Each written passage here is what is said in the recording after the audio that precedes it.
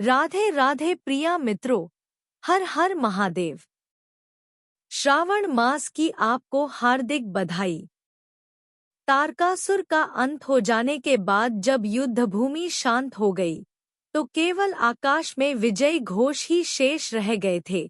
लेकिन सच्चे धर्मयोद्धा की पहचान केवल उसकी विजय से नहीं होती, बल्कि उस विनम्रता से होती है जो विजय के बाद भी उसे झुकना सिखाती है। स्कंद, जिन्होंने केवल एक महाशक्तिशाली राक्षस को नहीं, अपितु अधर्म, अहंकार, माया और असत्य को हराया था, वे इस युद्ध के बाद भी उसी शांत मुद्रा में थे जैसे युद्ध से पहले थे। उनका हृदय क्रोध रहित था, उनकी दृष्टि में कोई दंभ नहीं, और उनके मुख पर तेज के साथ साथ करुणा भी थी।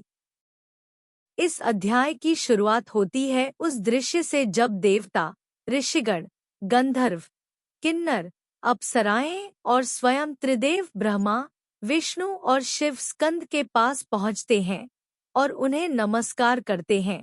भगवान शिव मुस्कुराकर कहते हैं, पुत्र, तूने केवल युद्ध नहीं लड़ा, तूने धर्म की गहराई को समझा और उससे संसार को बचाया। अब तेरा मार्ग यहीं समाप्त नहीं होता, बल्कि यह तो आरंभ है उस ज्ञान यात्रा का जिसमें तू स्वयं ब्रह्मज्ञानी, धर्मनायक और शिवस्वरूप बन जाएगा। इसके बाद ब्रह्मा जी स्कंद से कहते हैं कि अब समय है कि वे धर्म की स्थापना के लिए ज्ञान और नीति का प्रचार करें।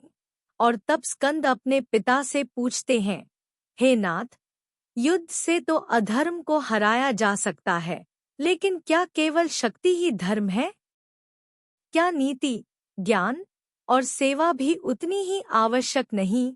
यह सुनकर शिव प्रसन्न होते हैं और कहते हैं, यही प्रश्न तुझे शिवपुत्र नहीं, शिवस्वरूप बनाता है।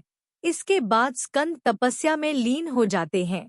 वे विभिन्न ऋषियों से मिलते हैं, वेदों का सार ग्रहण करते हैं, उपनिषदों का चिंतन करते हैं और ब्रह्मा जी से धर्मशास्त्रों की शिक्षा प्राप्त करते हैं।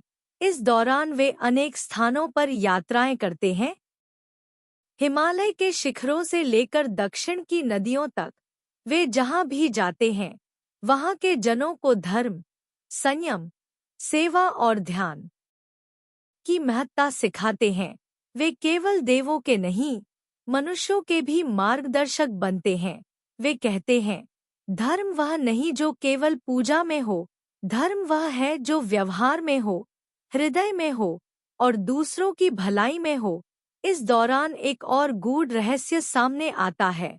स्कंद के भीतर एक नई शक्ति जागृत होती है, जो उन्हें केवल बाहरी रूप से नहीं, आंतरिक रूप से भी देवों में श्रेष्ठ बना देती है।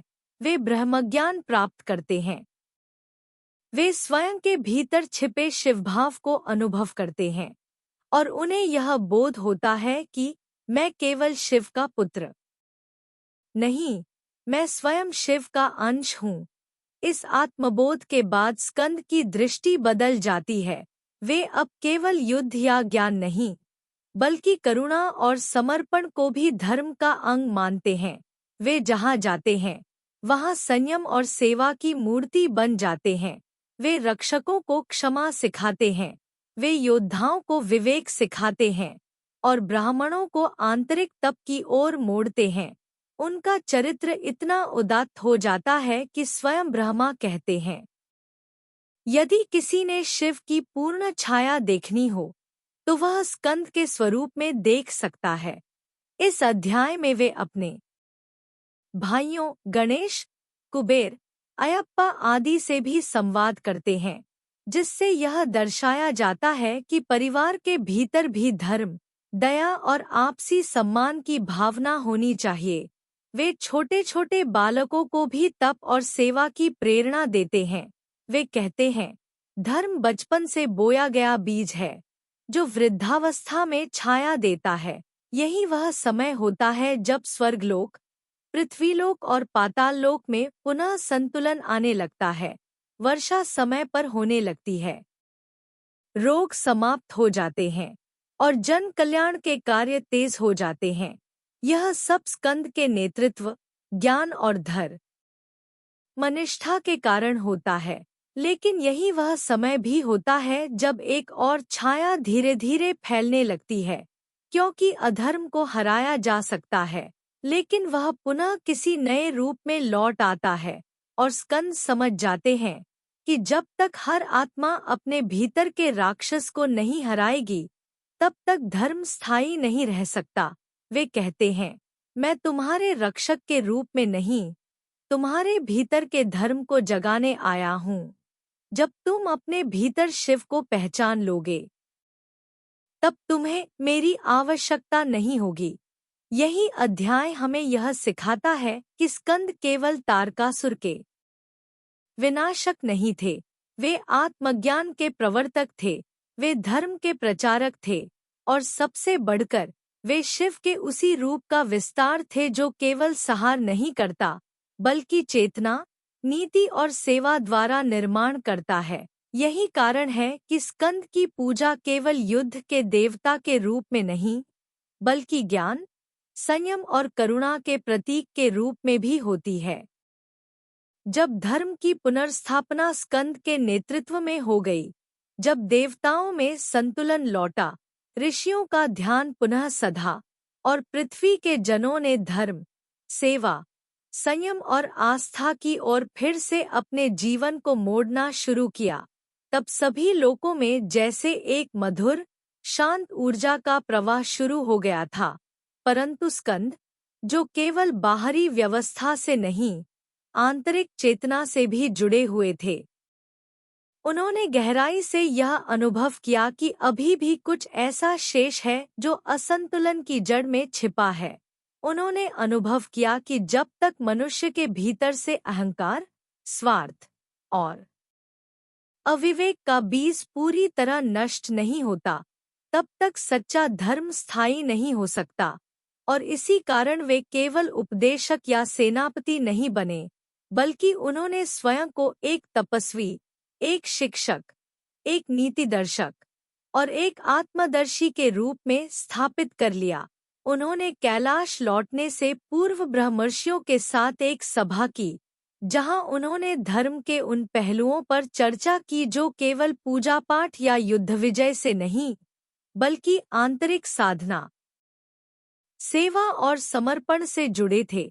उन्होंने कहा, धर्म केवल वेद पढ़ लेने से नहीं आता, वह तब आता है जब तुम दूसरों की पीड़ा को अपने भीतर महसूस करो, जब तुम किसी भूखे को भोजन दो बिना किसी दिखावे के, जब तुम क्रोध को प्रेम से बदल सको, और जब तुम अपने भीतर के ईश्वर को खोज सको। इस सभा में नारद, अत्रि, भृगु, वशिष्ठ, विश्वामित्र, अगस्त्य जैसे महान ऋषियों ने भाग लिया और उन्होंने स्कंद के विचारों से सहमति जताई। सबने एकमत होकर कहा कि यह केवल शिवपुत्र नहीं, साक्षात धर्म की आत्मा है जो मानव रूप में आया है। स्कंद ने यह भी भविष्यवाणी की कि आने वाले युगों में धर्म की व्याख्या केवल कर्मकांड में सीमित हो जाएगी। लोग आत्मा की बजाय शरीर की पूजा करेंगे, परंतु जो अपने भीतर के शिव को खोज लेगा, वही सच्चे मार्ग पर टिकेगा। उन्होंने कहा, ध्यान, सेवा, दया और विवेक, ये 4 स्तंभ होंगे कलयुग में टिके रहने के। इसके बाद उन्होंने भारत के चारों दिशाओं में अपने शिष्यों को भेजा, जो धर्म, ज्ञान और नीति का प्रचार करेंगे। उन्होंने दक्षिण में अपने भक्तों को मुरुगन रूप में दर्शन दिए, पूर्व में कुमारस्वामी, पश्चिम में कार्तिकेय और उत्तर में स्कंदगिरी के माध्यम से उपस्थिति बनाए रखी, ताकि हर युग में उनकी चेतना मानवता का पथदर्शन करती रहे। इसके बाद उन्होंने नंदी से एकांत में वार्ता की। नंदी ने पूछा, प्रभु, आपने सब कुछ कर दिया, क्या अब विश्राम का समय है? तब स्कंद मुस्कराए और बोले, जब तक एक भी जीव अधर्म से पीड़ित है, तब तक विश्राम नहीं, केवल तप है, केवल सेवा है, केवल शिवभाव है। यह सुनकर नंदी ने उन्हें अनंत पथिक कहा, जो कभी नहीं थमता। और फिर एक गुप्त वार्ता शिव और स्कंद के बीच होती है। शिव अपने पुत्र को हृदय से लगाकर कहते हैं, पुत्र, तूने मेरी इच्छा को पूर्ण किया। तूने न केवल युद्ध में विजय पाई, बल्कि धर्म को स्थिर किया। पर अब तुझे एक नई भूमिका निभानी होगी। वह है ध्यान का, भीतर की शक्ति का और भावनाओं के संतुलन का प्रचार। मैं अब तुझे वर देता हूँ कि तू जहाँ जहाँ स्मरण किया जाएगा, वहाँ मेरी ही कृपा बहती रहेगी। इसके साथ ही स्कंद कैलाश लौटते हैं, परंतु उनके मन में कोई घमंड नहीं।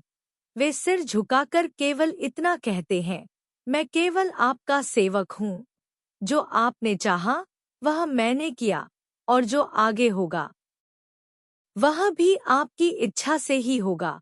इसी अध्याय का अंत उस क्षण पर होता है जब पृथ्वी, आकाश और सभी लोकों में एक दिव्य यह ध्वनि गूंजती है, स्कंदः धर्मस्वरूपः ज्ञानस्वरूपः शिवस्वरूपः। यह गूंज केवल इतिहास का हिस्सा नहीं, बल्कि हर साधक के हृदय में गूंजने वाली वह पुकार है जो कहती है कि जब तक संसार में असत्य होगा, तब तक शिव का तेज किसी न किसी रूप में अवतरित होता रहेगा। कभी कार्तिकेय बनकर, कभी किसी संत के माध्यम से, और कभी साधक के भीतर एक मौन प्रेरणा बनकर। और यही इस अध्याय की महानता है। यह न केवल स्कंद की लीला का अंत है, बल्कि हर साधक के लिए यह एक उद्घोषणा है कि ईश्वर का पुत्र बनना केवल जन्म से नहीं, कर्म, प्रेम, सेवा और सत्य के पथ पर चलकर संभव है। मित्रों, ये रहा शिवपुराण का 6ठा अध्याय। इस सावन श्रृंखला में हम संपूर्ण शिवपुराण को ऐसे ही छोटे छोटे अध्याय में आपके सामने प्रतिदिन प्रस्तुत करेंगे। अगर आपको यह अध्याय पसंद आया हो और ऐसे ही आगे के अध्यायों को जानने में आपकी रुचि हो, तो हमारे चैनल युज्ञान को सब्सक्राइब कर ले। मिलते हैं आपसे इस सावन श्रृंखला के अगले अध्याय में। नमः शिवाय। हर हर महादेव।